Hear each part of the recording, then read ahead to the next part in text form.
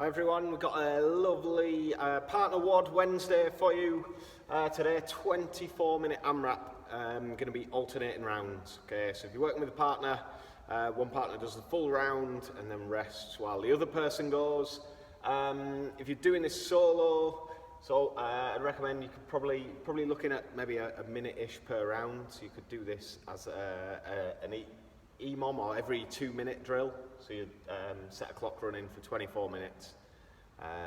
Do your first round, and then your next round you do on 2 minutes, next round on 4 minutes, etc. And keep that going like that, so you'll get 12 rounds in across those 24 minutes.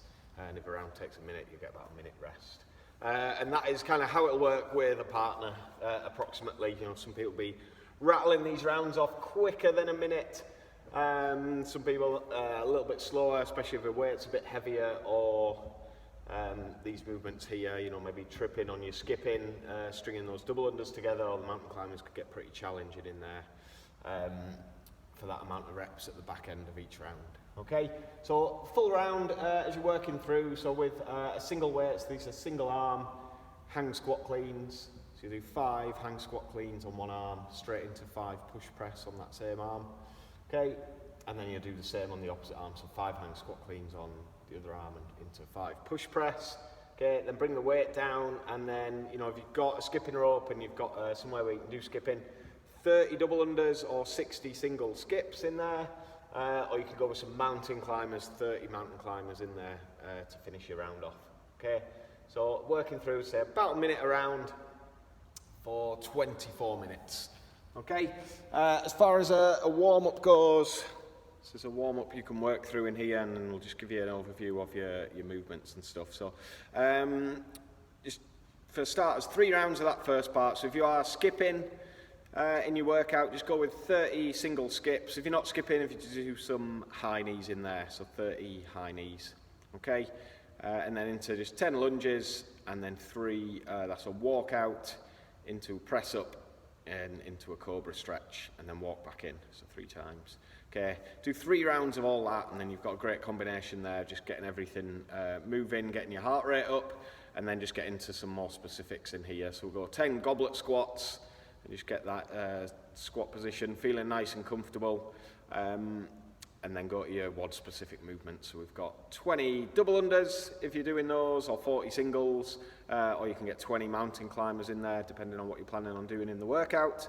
And then if you go 5 hang squat cleans each arm, and just work through that movement, get a nice flow going for those, and then 5 push press each arm to finish. And that should get you nicely prepped and ready. Okay, so the movements themselves in the WOD, just a couple of things to go over. You've got your hang squat clean, so dumbbell or kettlebell. The movement's going to be very similar. Kind of going to be using this swinging motion here. It's probably the most efficient way, whether it's dumbbell or kettlebell. So going between the legs, driving up, so using that leg and hip power, and then receiving the weight in the squat, and then standing up. And we really want to make sure we're squatting with good form. So we're catching the weight dynamically, coming down, holding good position, and then standing that weight all the way up. Okay, especially when you're tired, or if you're not concentrating, just going through it. We want to avoid this sort of lazy catch, or coming up, and then the weight coming down before you've actually finished standing the squat up. Okay, so that's really important there. We want to drive, stand the squat all the way up before that weight comes back down, and we go into the next rep. Okay, so with the kettlebell, looks really similar. Just got that little flick of a kettlebell into that nice comfortable rack position into the squat. Okay, so swing, power from the legs and the hips, nice and tight in the catch, and then strong in that squat, standing up. So 5 reps, and then you got your push press. Okay, so dumbbell either over the top of the shoulder, kettlebell in that rack position, just in front of the shoulder, nice solid dip and drive, and then we want to make sure we're getting that solid lockout. Okay, so in for a push press if you can. If the weight's a bit heavy and you want to go for a jerk, you can do that, but we want to just put that emphasis on the dip and drive, and then press and locking out. Okay, so push press rather than a jerk if the weight allows it. Okay, if your weight is a bit heavy, you might need to jerk and then stand it up. but if you can, nice solid push press in there for 5 reps, and then you'll switch arms and do the same thing. Okay, as far as your skipping goes, just nice, efficient skipping. Try and keep it consistent, like consistency is the key, so rather than speed. Okay, so just light on your feet, getting that rhythm, whether it's singles or doubles, getting a nice rhythm through there. If you're going with mountain climbers, I'd be looking for that nice solid setup. Make sure you're engaged through the shoulders, so we're not letting your head drop and the shoulders rolled forward.